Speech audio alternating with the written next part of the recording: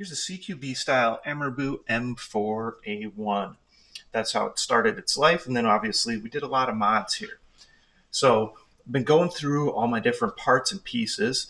I tear down different blasters as I decide I'm trying to fix them, or if they just weren't as good a quality as I wanted them to be because they were older builds when I still was learning 3D printing.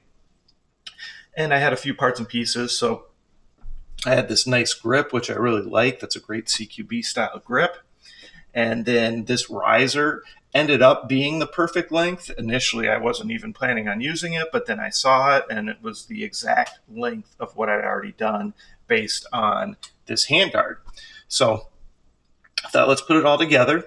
I like to use that stuff. I used an outer.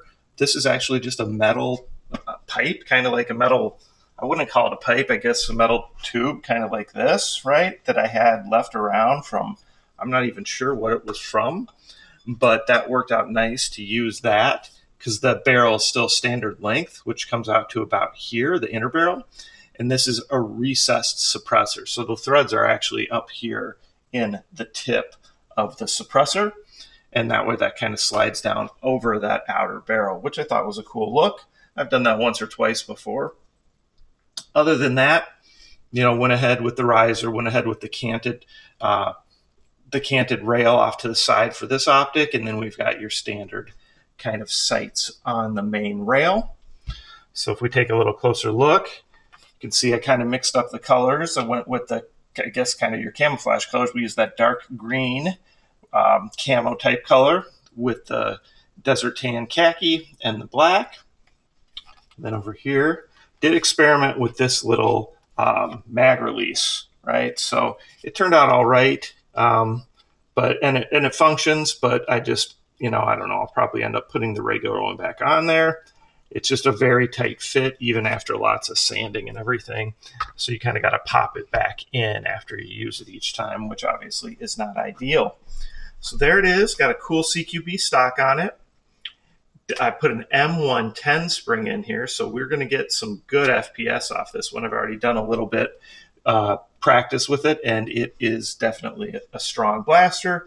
Since it was an EMERBU with the Gen 8.5, it already had the metal gears in there that they put in. It already has a high-speed upgraded motor, that metal inner barrel, 11.1 battery. So already a good blaster. I just bumped up the spring from a 1.2, which I guess would say is equivalent to like an M93. It's in between M90 and M95.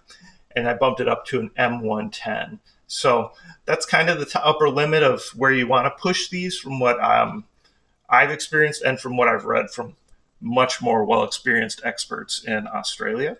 So, and again, even at 110, just know that you're pushing the blaster harder and you are going to wear things out sooner because even with metal gears, it's still going to wear out. Of course, the Gen 8.5 gives you the semi-automatic as well, which is definitely cool, and a lot of people like that. So make sure you check out EMERBUs. They've got these down to like $99 now. So you get an M4, A1, Gen 8.5, metal, components. That's a pretty amazing deal. And that should be about 275 FPS out of the box. So they have their own website now, emerbutoys.com. And of course, they're on Amazon. So if you have any worries about buying, you can always go on Amazon. They've got a bunch of cool accessories up on their website and on Amazon too. Those that do ship from China, so they do take a little longer, but all the blasters ship from the USA. So anyway, comments or questions, post them below. Let me know what you think. If you really love this blaster, let me know. And of course, make sure you like, subscribe, and participate in those monthly giveaways. Thanks.